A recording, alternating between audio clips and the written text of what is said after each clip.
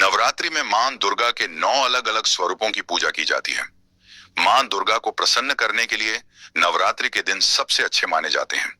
दरअसल इन दिनों जो भक्त सच्चे मन से मां दुर्गा के सभी स्वरूपों की पूजा है, उसकी सारी इच्छाएं मां दुर्गा पूरी करती हैं। 9 दिनों तक माता रानी की पूजा अर्चना के साथ आपको इस कथा का पाठ भी जरूर करना चाहिए। श्री दुर्गा नवरात्रि व्रत कथा करने से आपको सभी 9 देवियों की कृपा प्राप्त होगी। तो दोस्तों, वीडियो में आगे बढ़ने से पहले माता रानी के सच्चे भक्त कमेंट बॉक्स में सच्चे हृदय से मां दुर्गा का जयकार जरूर लगा लें और वीडियो को लाइक कर चैनल को सब्सक्राइब करें, वीडियो शेयर करें ताकि माता रानी का आशीर्वाद सदैव आप सभी भक्तों पर बना रहे। तो दोस्तों चलो बढ़ते हैं वीडियो की ओर। बृहस्पति जी बोले, हे ब्रह्मा जी, आप अत्यंत बुद्धिमान, सर्वशास्त्र और चारों वेदों को जानने वालों में श्रेष्ठ हो। हे प्रभु, कृपा कर मेरा वचन सुनो। चैत्र, आश्विन, माघ और आषाढ़ मास के शुक्ल पक्ष में नवरात्र का व्रत और उत्सव क्यों किया जाता है? हे भगवान, इस व्रत का फल क्या है? किस प्रकार करना उचित है? और पहले इस व्रत को किसने किया? सो विस्तार से कहो। बृहस्पति जी का ऐसा प्रश्न सुनकर ब्रह्मा जी कहने लगे, हे बृहस्पति, प्राणियों का हित करने की इच्छा से तुमने बहुत ही अच्छा प्रश्न किया है। जो मनोरथ पूर्ण करने वाली दुर्गा, महादेवी, सूर्य और नारायण को ध्यान करते हैं, वे मनुष्य धन्य हैं।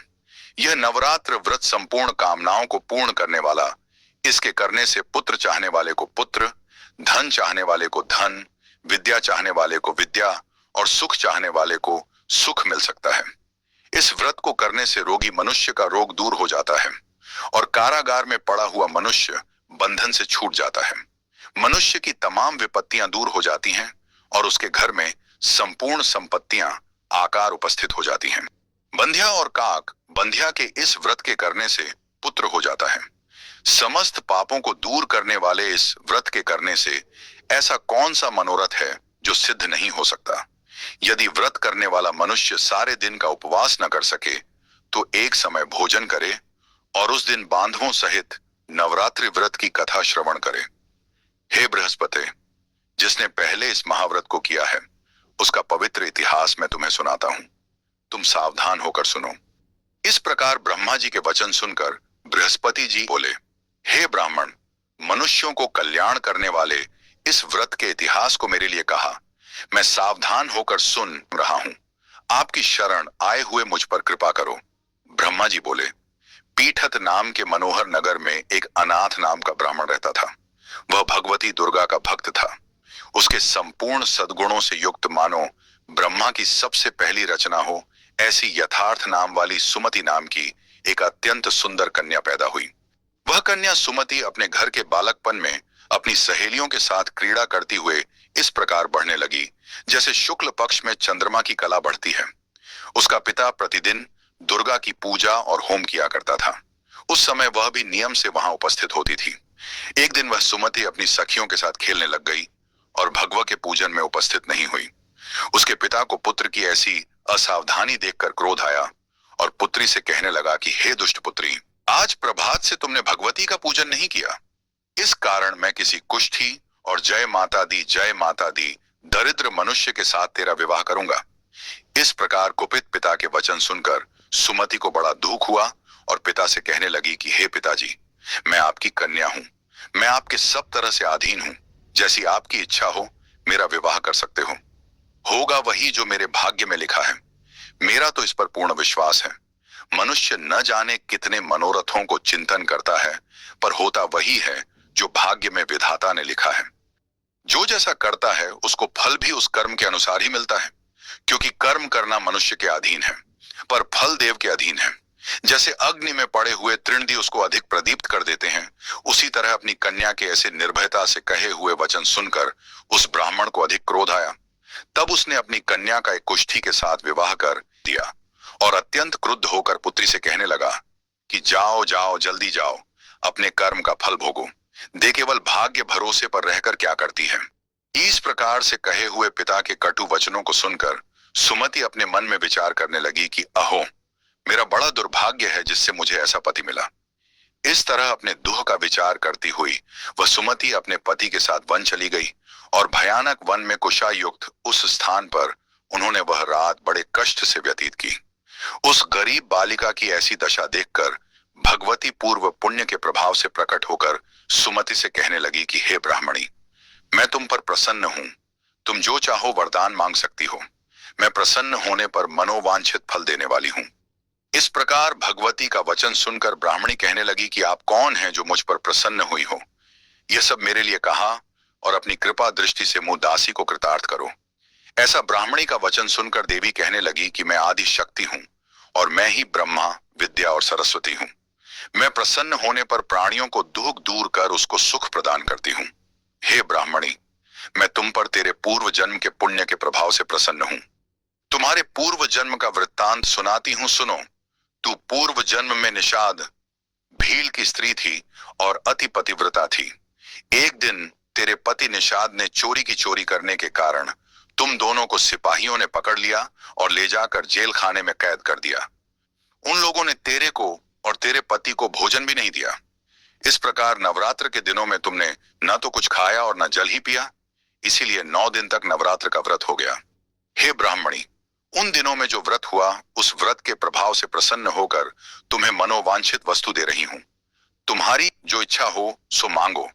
इस प्रकार दुर्गा के कहे वचन सुनकर ब्राह्मणी बोली कि अगर आप मुटा पर प्रसन्न हैं तो हे दुर्गे, आपको प्रणाम करती हूं। करके मरे पति के कोढ़ को दूर करो। देवी कहने लगी कि उन दिनों में जो तुमने व्रत किया था, उस व्रत के एक दिन का पुण्य अपने पति का कोढ़ दूर होने के लिए अर्पण करो। मेरे प्रभाव से तेरा पति कोढ़ से रहित और सोने के समान शरीर वाला हो जाएगा। ब्रह्मा जी बोले। इस प्रकार देवी का वचन सुनकर वह ब्राह्मणी बहुत प्रसन्न हुई और पति को निरोग करने की इच्छा से ठीक है ऐसे बोली। तब तक उसके पति का शरीर भगवती दुर्गा की कृपा से कुष्ठहीन होकर अति कांतियुक्त हो गया, जिसकी कांति के सामने चंद्रमा की कांति भी क्षीण हो जाती है। वह ब्राह्मणी पति की मनोहर देह को देखकर देवी को अति पराक्रमी वाली समझकर स्तुति करने लगी कि हे दुर्गे, आप दुर्गत को दूर करने वाली, तीनों जगत का संताप हरने वाली, समस्त दुखों को दूर करने वाली, रोगी मनुष्य को निरोग करने वाली, प्रसन्न होने पर मनोवांछित वस्तु को देने वाली और दुष्ट मनुष्य का नाश करने वाली हो। तुम ही सारे जगत की माता और पिता हो। हे अम्बे, मुझ अपराध रहित अबला की मरे पिता ने कुष्ठ के साथ विवाह कर मुझे घर से निकाल दिया। उसकी निकाली हुई मैं पृथ्वी पर घूमने लगी। आपने ही मेरा इस आपत्ति रूपी समुद्र से उद्धार किया है।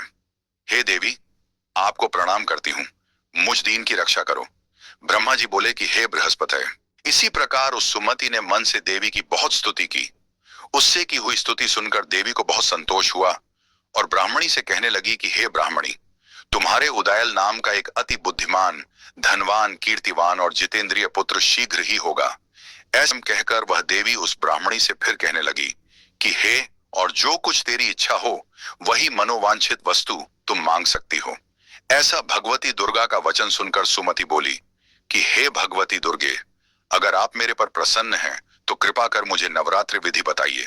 हे दयावती, जिस विधि से नवरात्र व्रत करने से आप प्रसन्न होती हैं, उस विधि और उसके फल को मेरे लिए विस्तार से वर्णन करें। इस प्रकार ब्राह्मणी के वचन सुनकर दुर्गा कहने लगी कि हे ब्राह्मणी, मैं तुम्हारे लिए संपूर्ण पापों को दूर करने वाली नवरात्र व्रत विधि को बतलाती हूं, जिसको सुनने से तमाम पापों से छूटकर मोक्ष की प्राप्ति हो जाती है। आश्विन मास के शुक्ल पक्ष की प्रतिपदा से लेकर 9 दिन तक विधि पूर्वक व्रत करें। यदि दिन भर का व्रत न कर सके तो एक समय का भोजन करें। पढ़े लिखे ब्राह्मणों से पूछकर घट स्थापना करें और वाटिका बनाकर उसको प्रतिदिन जल से सींचें। महाकाली, महालक्ष्मी और महासरस्वती की मूर्तियां बनाकर उसकी नित्य विधि सहित पूजा करें और पुष्पों से विधि पूर्वक अर्घ्य दें। बिजौरा के फूल अर्घ्य देने से रूप की प्राप्ति होती है। जायफल से कीर्ति, दाख से कार्य की सिद्धि होती है। आंवले से सुख और केले से भूषण की प्राप्ति होती है। इस प्रकार फलों से अर्घ्य देकर यथाविधि हवन करें। खांड, घी, गेहूं, शहद, जौ, तिल, बिंब, नारियल, दाख और कदम्ब, इनसे हवन करें। गेहूं होम करने से लक्ष्मी की प्राप्ति होती है। खीर व चंपा के पुष्पों से धन और पत्तनों से तेज और सुख की प्राप्ति होती है। आंवले से कीर्ति और केले से पुत्र हो। कमल से राज सम्मान और दुखों से सुख संपत्ति की प्राप्ति होती है। व्रत करने वाला मनुष्य इस विधान से होम कर आचार्य को अत्यंत नम्रता के साथ प्रणाम करे और यज्ञ की सिद्धि के लिए उसे दक्षिणा दे। इस महाव्रत को पहले बताई हुई विधि के अनुसार जो कोई करता है उसके सब मनोरथ हो जाते हैं। इसमें तनिक भी संशय नहीं है।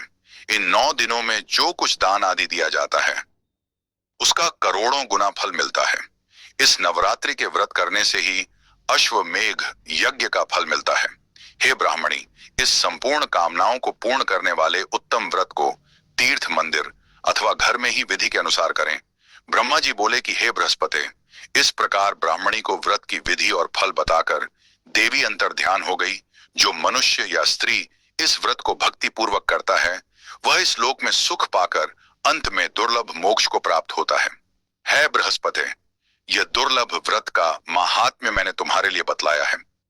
ऐसा ब्रह्मा जी के वचन सुनकर बृहस्पति जी आनंद के कारण रोमांचित हो गए और ब्रह्मा जी से कहने लगे, हे ब्रह्मा जी, आपने मुझ पर अति कृपा की जो अमृत के समान इस नवरात्रि व्रत का महात्म्य सुनाया। हे प्रभु, आपके बिना और कौन इस महात्म्य को सुना सकता है? ऐसे बृहस्पति जी के वचन सुनकर ब्रह्मा जी बोले कि हे बृहस्पति, तुमने सब प्राणियों का हित करने वाले इस अलौकिक व्रत को पूछा है, इसलिए तुम धन्य हो। यह भगवती शक्ति संपूर्ण लोकों का पालन करने वाली है। इस महादेवी के प्रभाव को कौन जान सकता है? और धन्यवाद।